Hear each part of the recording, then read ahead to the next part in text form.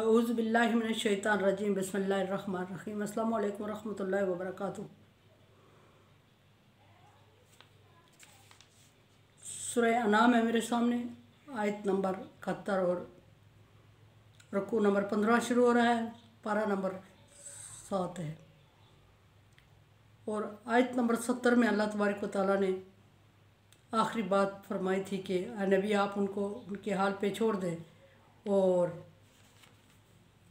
फिर आगे अल्लाह तबारक व तआला ने फरमाया कि क़यामत के दिन इनके लिए खुराक क्या और पीने को क्या दिया जाएगा, उसका जिक्र फरमाया। देखते हैं कि आयत नंबर 71 में अल्लाह तबारक व तआला क्या फरमा रहे हैं। फरमाया कि क़ुल अनदु मिन दूनिल्लाहि मा ला यनफ़अना वला यज़ुर्रुना। ऐ नबी, ये लोग आपसे कह रहे हैं कि हमारा दीन सच्चा है और आप हमारी तरफ आ जाएं, और आपका दीन सच्चा नहीं है, और तरह तरह के दलाइल पेश कर रहे हैं आप सल्लल्लाहु अलैहि वसल्लम के सामने। तो आप इनसे पूछें ये कि क्या ना तो मिन दूनिल्लाहि मा ला यनफ़अना वला यज़ुर्रुना, कि मैं अपने दीन को छोड़कर कि मैं आपके दीन की तरफ उन माबूदों की तरफ आ जाऊं और उनकी पूजा करने लगूं जो मेरे नफ़े और नुकसान का सबब नहीं है, जो मुझे नफ़ा और नुकसान नहीं दे सकते, ना मुझे नफ़ा पहुंचा सकते हैं और ना नुकसान पहुंचा सकते हैं, ना अच्छा काम करवा सकते हैं और ना बुरा काम करवा सकते हैं, और ना मुझे छोड़ सकते हैं और ना मुझे कुछ दे सकते हैं, और ना मुझे किसी मुश्किल में पकड़ गिरफ़्तार कर सकते हैं। तो फिर मैं उनकी इबादत में कैसे तुम्हारे कहने पे लग जाऊँ जो कुछ कर ही नहीं सकते, जिनके अपने इख्तियार में अपनी ज़िंदगी नहीं है, जिनके लिए अपने लिए खाना खाने का इंतज़ाम वो नहीं खाने का इंतज़ाम नहीं कर सकते। तो क्या मैं उनकी तरफ आना शुरू कर दूँ आपके कहने पे? व नरुद्द अला आक़ाबिना बाद इज़्ज़त अदैना अल्लाहु।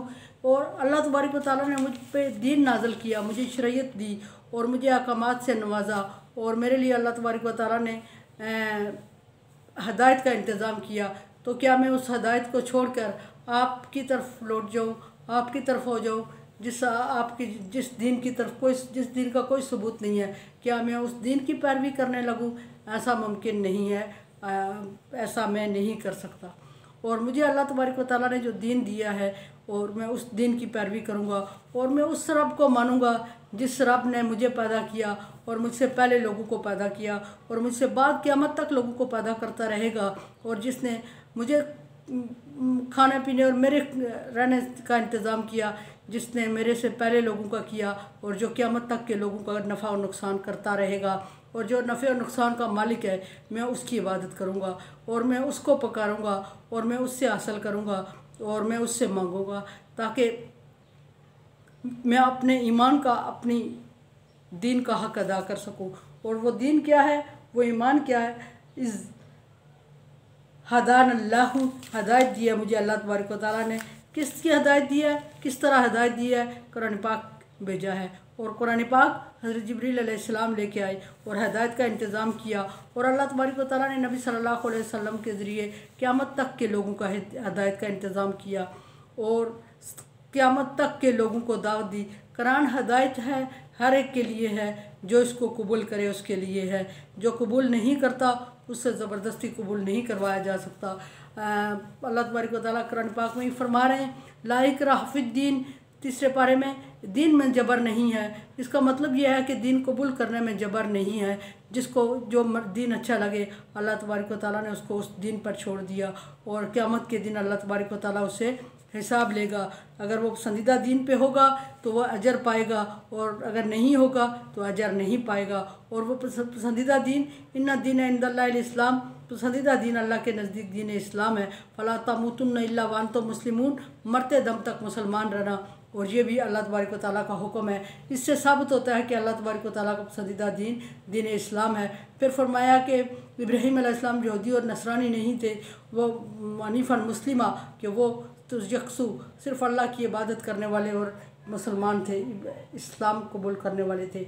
फरमाया कल अज़ीज़ तवाई, तो नबी सल्लल्लाहु अलैहि वसल्लम से फरमाया कि आप मुझे उस तरफ बुला रहे हैं कि मैं उन माबूदों की इबादत शुरू कर दूं, तो फिर मैं तो गुमराह हो जाऊंगा और फिर मेरा दीन में मेरा कोई नहीं रहेगा। कल अज़ी उस शख्स की तरह हो जाऊंगा, इस वक्त खुश शैतान फिल अर्ज़ी हैराना, जिसको शैतान ने छू कर हैरान कर दिया हो।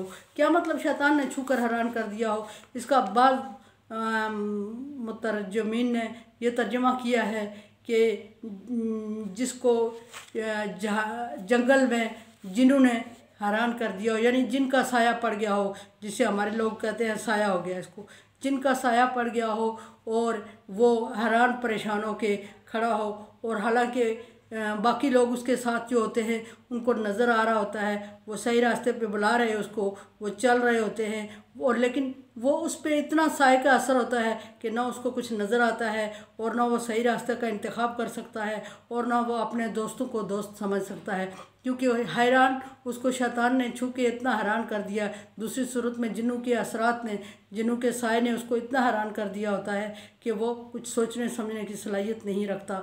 तो नबी सल्लल्लाहु अलैहि वसल्लम से अल्लाह तबारक व तआला फरमा रहे हैं कि आप उन लोगों को जो आपको आप दीन से हटाना चाहते हैं उनको कह दें कि आप लोगों की मिसाल तो उस शख्स की है जिसको जंगल में अपने दोस्तों के साथ होते हुए जिन्नात का साया पड़ गया हो, या शैतान ने उसको छू लिया हो और वह हवास बाख्ता हो गया हो और बावला हो गया हो, पागल हो गया हो, और उसको रास्ता दिखा भी रहे हों तो वो रास्ते पे चल नहीं पा रहा होता, उसको दोस्त बुला भी रहे होते हैं और वो इतना ज़हनी तौर पे अपसेट हो चुका होता है कि वो अपने दोस्तों की तरफ नहीं आ रहा होता है। वो अच्छाई और बुराई की सलाहियत ही ख़त्म हो जाती है, सोच और समझ की उसकी सलाहियत भी ख़त्म हो जाती है।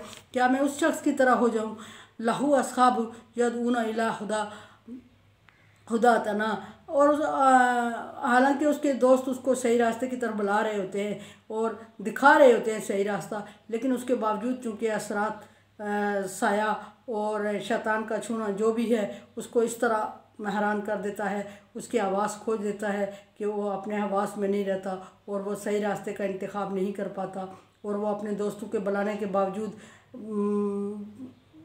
उनकी तरफ नहीं आता क्योंकि उसके समझने की सलाहियत ख़त्म हो चुकी होती है। तो अल्लाह तबारक व तआला इन लोगों की मिसाल जो इस्लाम को कबूल नहीं करते, जिन्होंने इस्लाम को खेल तमाशा बनाया हुआ है, जो इस्लाम का मजाक उड़ाते हैं, अल्लाह तबारक व तआला ने उनकी मिसाल उस शख्स की दी थी जो जंगल में जिसको जिन के साए ने हैरान परेशान या बावला या पागल कर दिया हो, और वो सारी कोशिशें लोगों की, उसके दोस्त उसके साथ सारी कोशिशें उनकी रायगां जाती हैं, तो वो उस पर असर नहीं हो रही होती, क्योंकि असर कैसे हो वो समझने की सलाहियत ही खो बैठता है। तो इसी तरह अल्लाह तबारक व तआला फरमाता है कि मैंने इनके दिलों पर मोहर लगा दी है और इनके कानों पर इनकी सोचने समझने की सलाहियत ही ख़त्म हो गई है, इनकी आंखों पे पर्दे पड़े हुए हैं। तो नबी सल्लल्लाहु अलैहि वसल्लम जब ये आपको अपने दीन की तरफ बुलाएं और मुतासर करना चाहें तो आप उनको ये मिसाल दे के उनको समझाएं कि मैं इस शख्स की तरह हो जाऊँ जिसको शैतान ने छू के आवाज़ बख्ता कर दिया हो।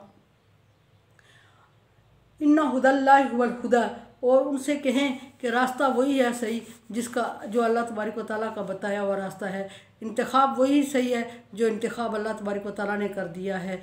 और वो इंतखाब क्या है? वो इंतखाब है इन्ना दीन इंदल्लाहिल इस्लाम। और रास्ता किसको कहते हैं? दीन, इस दीन का मतलब होता है रास्ता, अरबी में दीन रास्ते को कहा जाता है। वो रास्ता जो अल्लाह तबारक व तआला तक पहुँचाए उसको दीन इस्लाम कहा जाता है, फरमाबरदारी का रास्ता, रहनुमाई का। फरमाया कि असल हदायत, असल रास्ता अल्लाह तबारक व तआला की तरफ से है, जिसको वो चाहता है सीधे रास्ते पे अपनी हदायत पर ले आता है, और जिसको चाहता है छोड़ देता है, रास्ता भटक रहा होता है वो, और ज़िंदगी भर भटक रहा होता है और कभी वो मंजिल तक नहीं पहुँच पाता। और आखिरत में जब वो नुकसान उठाएगा तो उस वक्त वो अफसोस करेगा, काश कि मैं दुनिया में किसी की मान लेता, किसी की समझ लेता और रास्ते पे आ जाता, सही रास्ते का इंतखाब कर लेता, तो आज मेरा ये हाल न होता। उस वक्त के पछतावे पे फिर उसको अल्लाह तबारक व तआला फरमा रहे हैं कि उस वक्त उसको कोई फ़ायदा नहीं होगा पछताने का, और सिवाय नुकसान उठाने के और सिवाय अंजाम पाने के और कोई उसके लिए हदायत नहीं होगी, रास्ता नहीं होगा। फरमाया कि उमिरना लिनुस्लिमा लिरब्बिल आलमीन। फिर नबी सल्लल्लाहु अलैहि वसल्लम को फरमाया कि दूसरा जवाब उनको ये दें कि मुझे अल्लाह तबारक व तआला से ने ये हुक्म दिया है, मुझे हुक्म दिया गया है कि मैं क्या उमिरना, मैं अपने रब की फरमाबरदारी करूँ। क्या फरमाबरदारी? कि उसका मती हो जाऊँ, उसका फरमाबरदार हो जाऊँ, उसके रास्ते पे चलूँ और उसकी कहा मानूँ, उसके अहकामात के ताबे ज़िंदगी बसर करूँ। मुझे ये हुक्म दिया गया है, और वो जो मुझे हुक्म दे रहा है वो पूरे जहान का मालिक है, कोई छोटी मोटी हस्ती नहीं है, आपके माबूदों की तरह नहीं है कि जो अपने ऊपर से मक्खी नहीं हटा सकते, आपके माबूदों की तरह नहीं है कि जो अपने लिए खाने का इंतज़ाम नहीं कर सकते। मेरा वो रब है जो कि पूरी कायनात का मालिक है और पूरी कायनात उसके इशारे पे चल रही है और पूरी कायनात को अकेला चला रहा है, और कुन कहने से पूरी कायनात वजूद में आ जाती है और कुन कहने से पूरी कायनात फना हो जाती है। मैं उस मज़बूत रब के रास्ते पे चलना चाहता हूँ और उस मज़बूत रब पर ईमान लाता हूँ, और आपके माबूदों के कमज़ोर माबूदों पर मैं ईमान नहीं ला सकता। अगर ऐसा हो जाए तो फिर मैं गुमराह हो जाऊँगा, और गुमराह हो जाऊँगा तो आखिरत के नुकसान उठा लूँगा। फिर फरमाया कि वान अकीम उस्सलात, और फिर मुझे ये भी हुक्म दिया गया है, नंबर 2 मुझे ये हुक्म दिया गया है कि मैं नमाज की पाबंदी करूं। नमाज पढ़े नहीं, नमाज की पाबंदी करें। क़यामत अल्लाह तबारक व तआला ने कम व बेश 750 मरतबा कुरान पाक में नमाज का हुक्म दिया है, और कहीं भी अल्लाह तबारक व तआला ने सल्लु सलात नहीं फरमाया, अकीमुस्सलात अकीमुस्सलात अकीमुस्सलात फरमाया कि नमाज की पाबंदी करो, नमाज की पाबंदी करो, नमाज की पाबंदी करो। नबी सल्लल्लाहु अलैहि वसल्लम फरमा रहे हैं कि नबी से अल्लाह हुक्म दे रहा है कि नबी आप उनसे कहें कि मुझे दूसरा हुक्म ये दिया गया है कि नमाज की पाबंदी करूं, वत्तकूहू, और तीसरा हुक्म मुझे ये दिया गया है कि मैं सिर्फ उसी से डरता रहूं और उसके कहने से गुनाहों से बचता रहूं और उसी का फर्माबरदार रहूं। हुवल्लज़ी, अल्लाह वो ज़ात है। फिर ये कि उस अल्लाह तबारक व तआला ने मुझे अपना तारफ़ इस तरह करवाया है। नबी आप उनको बताएं कि अल्लाह तबारक व तआला ने मुझे अपना तारफ़ इस तरह करवाया है कि हुवल्लज़ी, वो ज़ात है, अल्लाह वो ज़ात है, इलैहि तुहशरून, जिसकी तरफ तुम क़यामत के दिन जमा किए जाओगे, और तुम जब जमा किए जाओगे तो तुम्हारी मजबूरी होगी कि तुम अल्लाह तबारक व तआला के हुक्म पर दौड़ते हुए चले आओगे, और किसी किस्म की कील वकाल और हुज्जत नहीं चलेगी, और मजबूरन तुम्हें अल्लाह के सामने हाज़िर होना पड़ेगा। तीसरा ये कि उनको ये बताएं कि वल्लज़ी खलक़ समावाति वल अर्ज़ बिहक़्क़, अल्लाह तबारक व तआला वो ज़ात है जिसने ज़मीन और आसमान को सही तदबीर के साथ तख्लीक किया और पैदा फरमाया, और उसमें किसी किस्म की कोई तफावत, किसी किस्म की कोई कमी बेशी, किसी किस्म की कोई झूल, किसी किस्म की कोई कमज़ोरी नहीं रखी, और उसने हर तरह से मुकम्मल एक ज़मीन और आसमान का एक और 7 आसमान मजबूती की तरफ इशारा करते हुए 7 आसमान बना दिए तय बताया, यानी कि आसमान को इतना मजबूत बना लिया, और किसी किस्म की इतनी बड़ी तख्लीक में किसी किस्म की कोई माइनर सी भी अल्लाह तबारक व तआला की तरफ से कमी नहीं रह गई है। मैं उस ज़ात की इबादत करता हूँ और उसके लिए फर्माबरदार हूँ। वह यौम यक़ूलु, और फिर ये कि ये सारी तख्लीक उसने कर दी, कोई दुनिया के सारे माबूद लगे रहें, सारी दुनिया लगी रहे, सारे निज़ाम और सारे सिस्टम लगे रहें, तो वो दुनिया को सफ़ा हस्ती से मिटा नहीं सकते। उसी वक्त ये हो सकता है जब अल्लाह तबारक व तआला का हुक्म होगा, तभी ये हो सकता है। अल्लाह का हुक्म अगर ना हो तो दुनिया के सारी सिस्टम, सारे लोग, सारे माबूद, सारे वली नबी पैगम्बर लगे रहें तो ज़मीन को ज़रा जगह से हिला नहीं सकते। यौम यक़ूलु कुन फ़यकून, जिस दिन उसने हिलाना हुआ, जिस दिन उसने ज़मीन को मिटाना हुआ, उस दिन वो कहेगा कुन हो जा, फ़यकून हो जाएगी, ज़मीन नतबा यानी कि क़यामत बर्पा हो जाएगी। और इस ज़मीन को तख्लीक करने में मेरे माबूद को किसी की मदद की ज़रूरत नहीं पेश आई।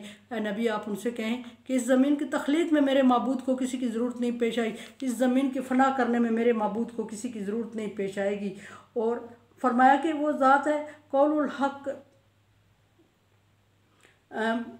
ये सच बात करता है और तदबीर के साथ काम करने का आदी है। वलाहुल मुल्क, और सारी बादशाहत उसके लिए है। यौम युनफ़ख़ु फ़िस्सूर, जिस दिन सूरत में फूंका जाएगा, आलिमुल ग़ैब व शहादा, और गैब जानने वाले और हाज़िर जानने वाले की तरफ से सूरह अव्वल फूंका जाएगा, यानी इसराफील अलैहिस्सलाम।